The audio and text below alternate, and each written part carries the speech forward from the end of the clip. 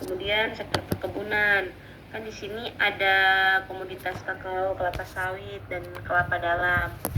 Kayaknya ada kalian bilang nggak ya kalau dia, oh ya ini ada kelapa sawit menunjukkan perkembangan yang signifikan. Nah, coba kalian analisis kenapa bisa tiba-tiba kelapa sawit sangat berkembang signifikan. Apakah dari segi harganya atau dari pasarnya banyak permintaan, terus apakah perawatannya mudah.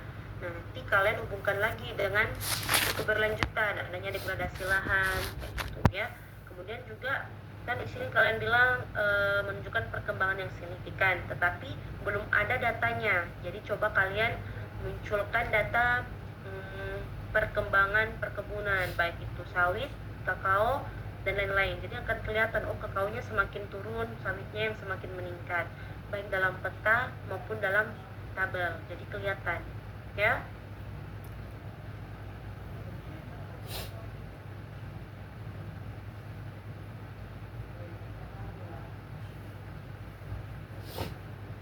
Nah, ini peta visual alih fungsi ke sawit, bagaimana konflik tata ruang. Nah, kemudian juga coba kalian overlay yang daerah hutan lindung atau kawasan hutan lindung dengan perkebunan. Nah, apakah sudah ada yang alih fungsi kawasan lindung menjadi perkebunan atau pertanian? Nah, itu. Nah, kemudian juga coba kalian analisis apakah petani langsung menjual bahan mentah atau sudah ada proses industri yang di situ. Nah, kalau tidak ada, mungkin itu bisa menjadi rencana kalian nanti, salah satu rencana.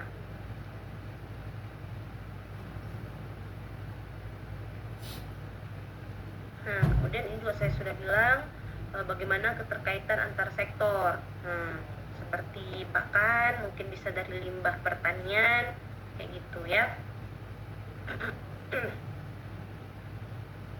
Nah, kalau bisa mungkin apakah ada peta sebaran kandangnya atau lokasi pertaniannya di mana, terus apakah lokasi peternakan ini masuk ke rawan bencana, karena di sini ada yang ini ya, ada datanya, kalau nggak salah saya baca semalam, ada datanya setelah bencana kalau nggak salah. Oh, ada kerusakan, data kerusakannya. Nah, ini kita bisa lihat, oh dia banyak yang rusak nih, banyak yang mati. Ini kerusakan maksudnya banyak yang mati kan? Dari datanya cuma dibilang kerusakan, tapi kalau mungkin mati, Bu. Iya kan? Nah, terus ini jenis ternak dalam kurung ekor ya. Iya, Bu, iya, Bu. Satuannya ekor. Nah, itu coba kalian overlay lagi peta risiko bencana dengan posisi peternakan ini. Jadi, oh memang daerah peternakannya masuk rawan bencana. Oleh karena itu banyak yang terdampak seperti itu.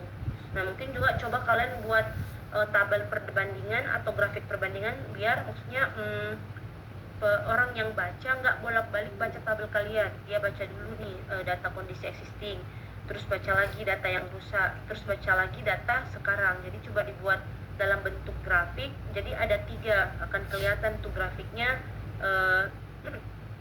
sebelum bencana, sebelum bencana, pada saat bencana, dan setelah bencana sisa berapa, kayak gitu ya.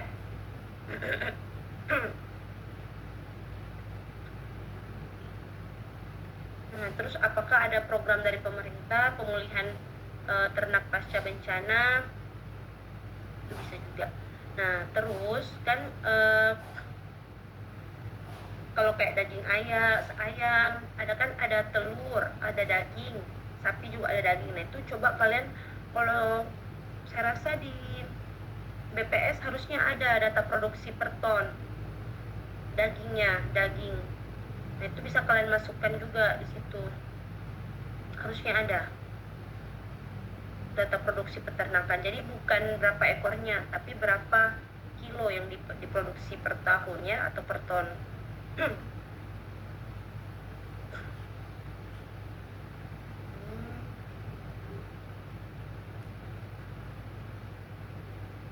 Yang itu saya bilang bisa dibuat grafik. Nah, terus ini yang sektor perikanan. Nah, coba kalian buat dipetakan lagi mana yang masuk perikanan pesisir, mana yang masuk tambak atau bukan perikanan. Nah, terus bagaimana dengan daerah yang ini masih daerah kalian tetapi dia tidak memiliki sumber daya perikanan, apakah tidak masuk dekat dengan pantai atau tidak ada perikanan tambaknya? Bagaimana? Apakah kalian akan merencanakan dia sebagai metropolitan atau cukup mengambil ikan dari daerah sebelah, tetangga sebelah, tetapi apakah infrastrukturnya sudah mencukupi? Nah, itu bisa kalian bahas di sini juga karena ini sudah masuk ke analisis. Jadi analisis fakta dan analisis ini bukan cuman data yang kalian kumpulkan, kalian jelaskan di laporan, tapi kalian langsung kaitkan dengan seluruh aspek. Kalian kaitkan dengan peta risiko bencana, kalian kaitkan dengan infrastrukturnya seperti apa, ya. Nah, terus juga kalian mengatakan di sini ada TPI ya. Nah, TPI. Coba bisa dipetakan mana TPI-nya, posisinya di mana. Tuh.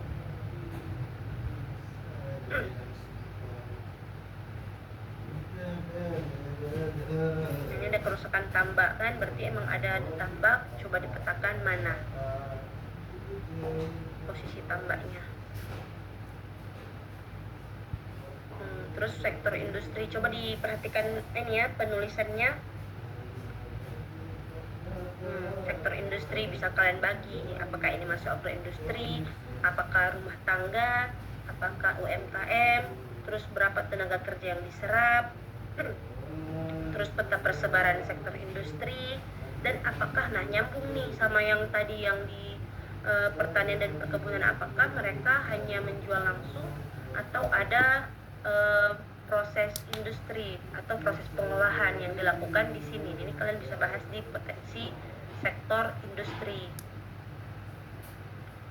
Kata wakil presiden kalian apa? Hilirisasi kan? Itu bisa. Nah, terus di potensi bahaya, saya tidak tahu apakah memang kalian belum mencantumkan karena mau konsul atau memang lupa. Nah, jadi potensi bahaya itu harus ada peta overlay. Jadi kita akan tahu mana kawasan yang rawan bencana, apakah permukiman masuk rawan bencana, apakah lahan produktifnya, industrinya, perikanannya, dan lain-lain, apakah dia masuk ke rawan bencana. Nah, terus juga tampilkan historis bencana. Nah, ini kan kalian hanya menampilkan tahun 2026. Nah, coba kalian munculkan tahun-tahun sebelumnya, apakah pernah terjadi. Nah, terus bagaimana kapasitasnya penanganan bencananya mereka, apakah sudah bagus atau tidak dari BPBD, bagaimana jalur evakuasi yang di sana, apakah ada petunjuk arah evakuasi, titik kumpul, dan lain-lain. Itu harus kalian sebutkan di sini, kalian analisa dan kalian tampilkan datanya, ya. Cek penulisan apa di sini.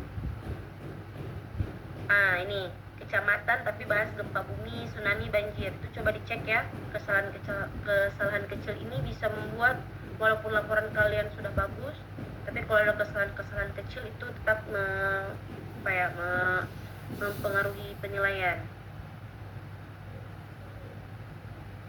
Nah, terus sektor wisata, saya juga sudah minta dipetakan wisatanya di mana. Jadi peta itu tidak serta-merta kita hanya menampilkan peta, tetapi akan kelihatan peta wisata ini berada di sini nih. Dia dekat dengan jalan, dekat dengan ini, aksesnya bagaimana. Nah, itu harusnya muncul pada saat kalian sudah membuat petanya. Nah, terus mungkin bisa kalian bagi juga klasifikasi mana yang masuk wisata alam, mana yang buatan, terus akses masing-masing ke wisata. Jadi dari pusat kota mungkin bagaimana aksesnya, itu ada di kalian harusnya buat di peta, terus ada foto jalannya. Ini aksesnya kayak gini, aksesnya kayak gini. Terus bagaimana konektivitas antar wisata, jadi akan ada wisata terpadu. Apakah memungkinkan dari wisata yang A bisa langsung ke B, langsung ke C, kayak gitu. Apakah memungkinkan? Itu masuk ke analisa kalian harusnya. Terus data kunjungan wisata meningkat, ada tidak datanya? Kalau meningkat berarti ada keberlanjutan, berarti wisatanya masih menarik. Mungkin juga bisa menunjukkan data pendapatan daerah dari sektor pariwisata.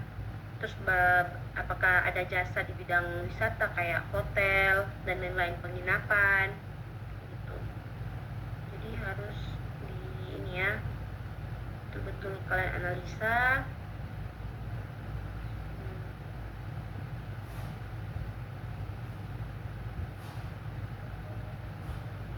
Terus permasalahan wilayah. Jadi permasalahan ini kan kalian sudah menjelaskan tuh di atas semua. Nah ini kalian coba buat per aspek yang sudah kalian bahas, atau dibuat tabel biar lebih kelihatan. Nah, sejumlah wilayah perencanaan menghadapi sejumlah permasalahan berkaitan dengan struktur ekonomi, kondisi lingkungan, dan pemanfaatan ruang. Nah berarti kalian akan membahas 3 ini. Nah buat tabel terus biar langsung kelihatan mana yang rusak ya. Nah, kemudian analisis fisik wilayah ini belum ada, mungkin sudah saya sampaikan juga kemarin, itu dibuat overlay kesesuaian lahan, bagaimana mengaitkan kondisi fisik dasar dengan arahan penggunaan lahan, dengan kondisi existing.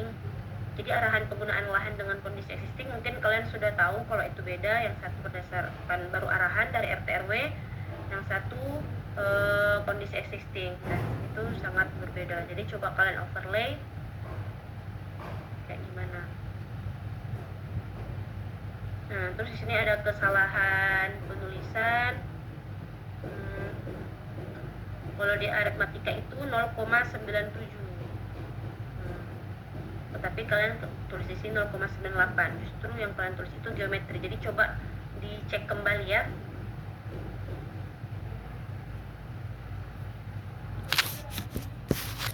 Terus ini sudah ada kalian buat kepadatan penduduk, coba dipetakan. Tapi ini kan kepadatan penduduk Kabupaten Pidijaya. Ini Kabupaten Pidijaya ini harusnya nama kecamatan saja, jadi enggak. Ini maksudnya kecamatan di Kabupaten Pidijaya kan? Iya Bu. Buat saja nama kecamatan. Jadi nanti akan kelihatan mana yang terpadat. Nah ini kalau kita lihat 2025 yang terpadat di 11 di Jangkabuya. Nah itu kalian analisis lagi kenapa bisa dia yang terpadat.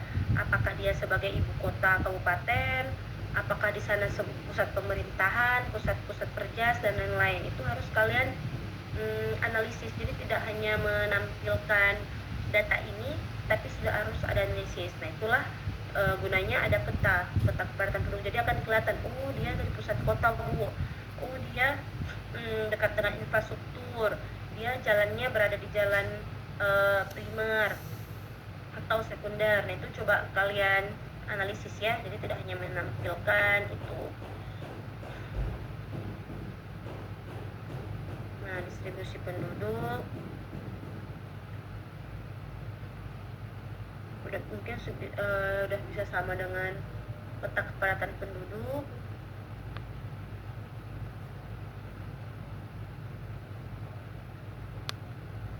Nah ini bukan peta grafik distribusi penduduk, tetapi struktur usia harusnya dan jenis kelamin, piramida penduduk ya. Coba dicek apakah betul penamaan gambar kalian.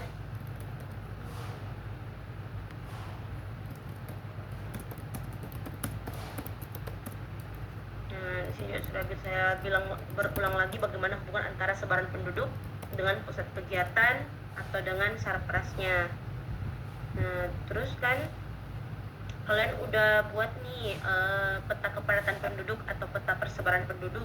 Nah coba kalian overlay lagi dengan peta risiko bencana. Jadi akan kelihatan kalau banyak orang yang di kawasan penduduk yang terpadat ini ternyata tinggal di rawan bencana. Nah bagaimana nanti evakuasinya kayak gitu. Itu pada saat kalian buat SWOT itu harus muncul kalau jumlah penduduk sebagai ancaman ya, banyak yang menempati di rawan bencana kayak gitu. Jadi harusnya arahan kalian nanti akan keluar jalur evakuasi yang diperbaiki dan lain-lain gitu. Ini bukan list penduduk tapi piramida penduduk.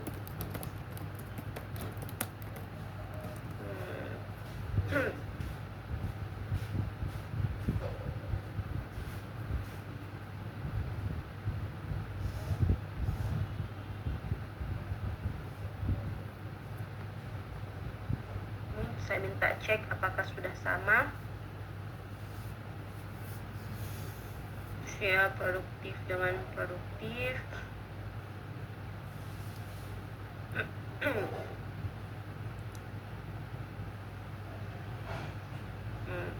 Ini kan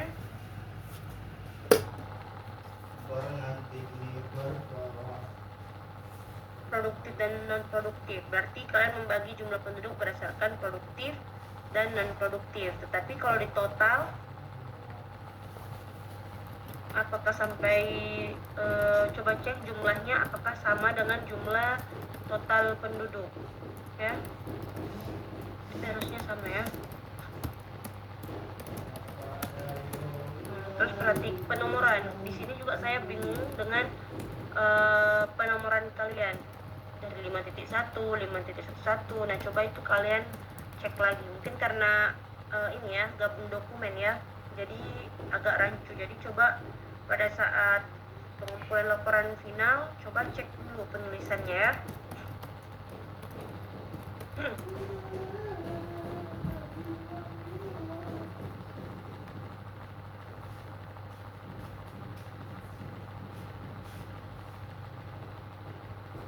Nah, terus kan ini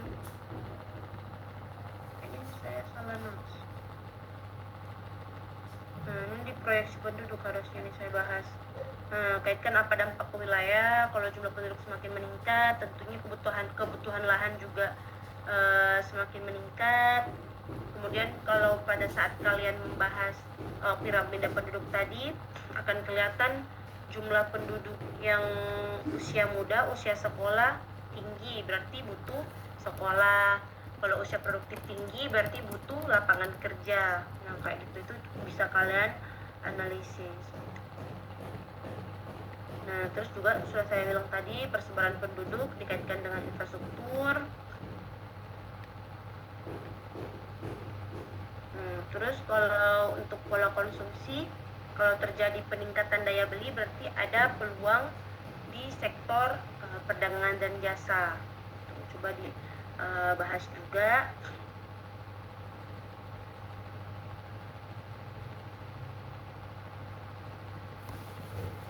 Nah, kualitas sumber daya manusia coba dicek di indeks pembangunan manusia. Coba cari ini kabupatennya.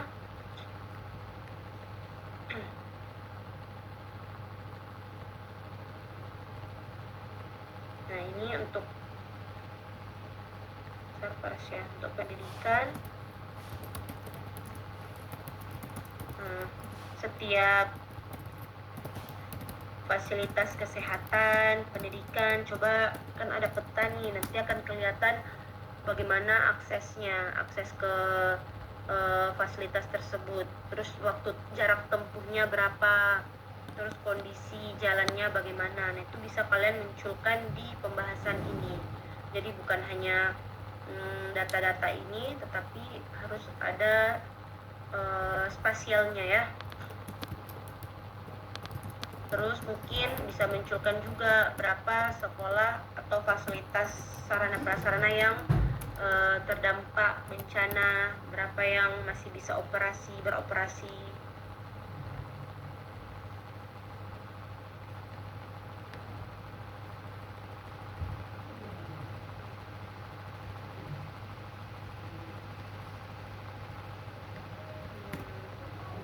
Terus untuk di wisata mungkin kalian petakan titik-titik wisata, terus fotonya bagaimana, Terus data pengunjungnya bagaimana untuk melihat keberlanjutan.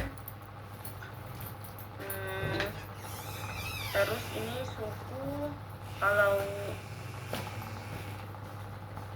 kayaknya datanya nggak ada ya kalau jumlah penduduk berdasarkan suku.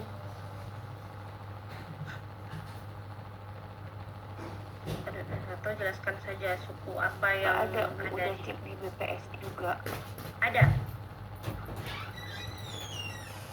ada atau nggak ada?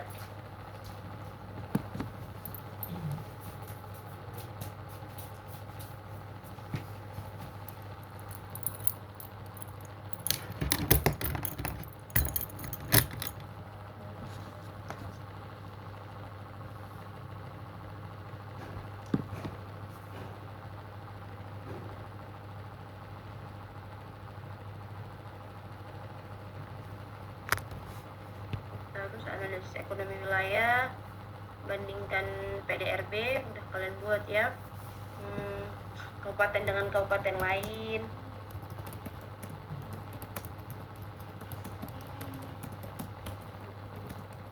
Terus peta jaringan jalan, tuh coba dipetakan. Terus panjangnya berapa, kondisinya berapa, penampangnya bagaimana. Rasa kalian sudah tahu penampang jalan. Mungkin ambil sampel-sampelnya apakah sudah sesuai dengan SNI atau tidak lebarnya, karena ini masuk ke bencana. Mungkin lebarnya untuk mendukung jalur evakuasi apakah sudah sesuai dengan SNI gitu. Mungkin bisa kalian ini. Terus titik-titik parkir bisa kalian munculkan di peta. Oh, ini titik-titik parkir.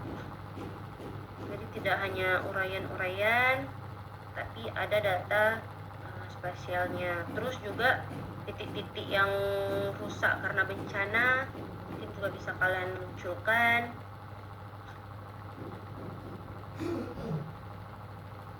Terus analisis kebutuhan sarana prasarana mungkin belum ditambahkan ya.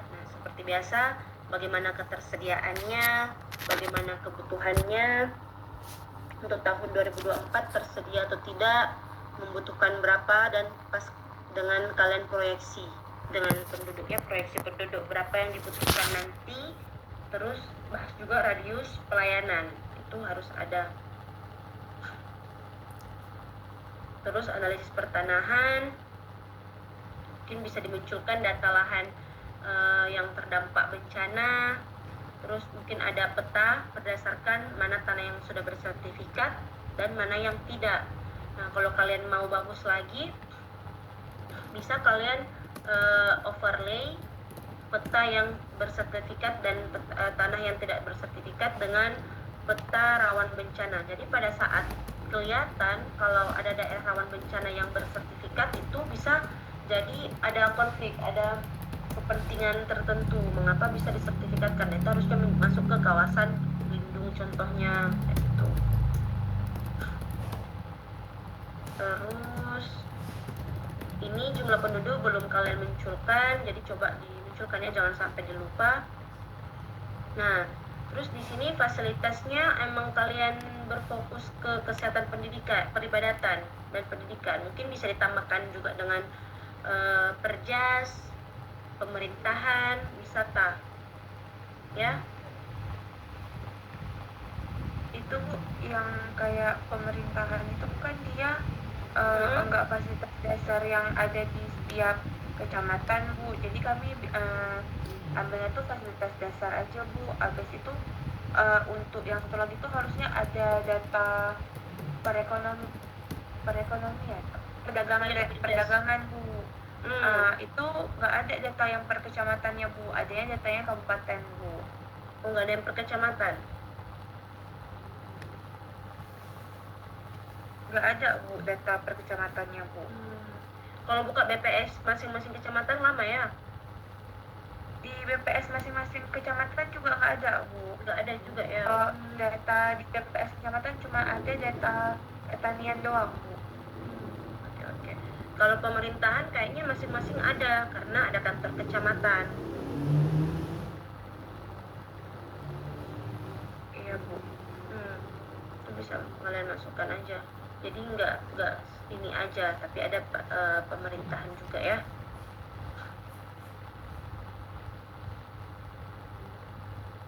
Kemudian pengurangan risiko bencana, peta jalur evakuasi, titik kumpulnya di mana, fotonya, ya. Ini neraca nih, typo. Nah, ini mungkin dibuat per kecamatan juga untuk melihat apakah distribusi air merata atau tidak. Terus pemanfaatan ruang kaitkan dengan kondisi existing dan bandingkan dengan RT RW. Jadi akan kelihatan mana yang tidak sesuai, mana yang sudah sesuai, mana yang menyimpang atau mana yang belum berkembang sama sekali.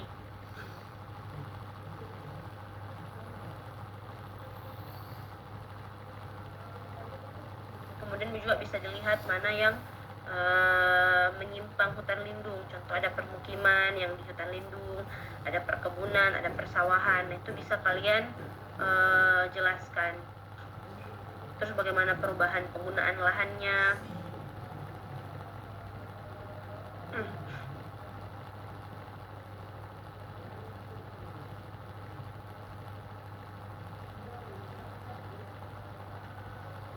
Jadi potensi juga harus jangan hanya dari penggunaan lahan dan lain-lain, tetapi harus ada dari sisi kebijakan. Contoh, PD Jaya ini diarahkan untuk apa? Nah, itu sebagai potensinya, potensi dia. Nah, kemudian permasalahan penataan ruang, kalian di sini ada mengatakan kalau ada alih fungsi lahan. Jadi mungkin bisa dijelaskan berapa luas alih fungsi lahan tiap kategori, kayak permukiman, kawasan lindung, persawahan, perkebunan, apakah ada alih fungsi. Nah, bisa dibuat dalam 5 tahun, 10 tahun terakhir. Terus data pelanggaran tata ruang yang tadi saya bilang, coba di overlay peta arahan dengan peta kondisi existing. Terus peta konflik pemanfaatan ruang, apakah ada tumpang tindih. Nah, contoh, oh ini hutan lindung nih, tapi kenapa ternyata dibuat permukiman, dibuat perkebunan. Nah, itu adalah salah satu konflik atau tumpang tindihnya. Itu bisa kalian ini.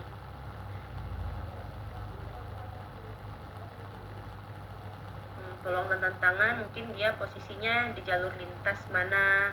Terus kebijakan nasional dia mengatakan PD Jaya apa, ya.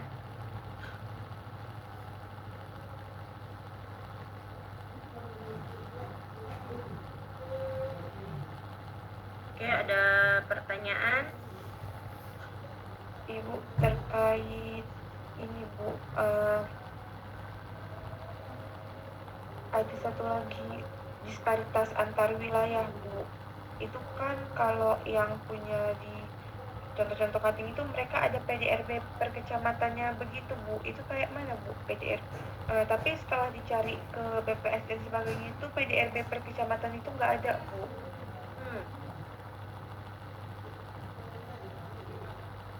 Dia kayaknya buat biasanya per kabupaten aja, kan? Iya Bu, dia biasa buat per kabupaten, kita nggak bandingin dengan kabupaten lainnya Bu, gitu.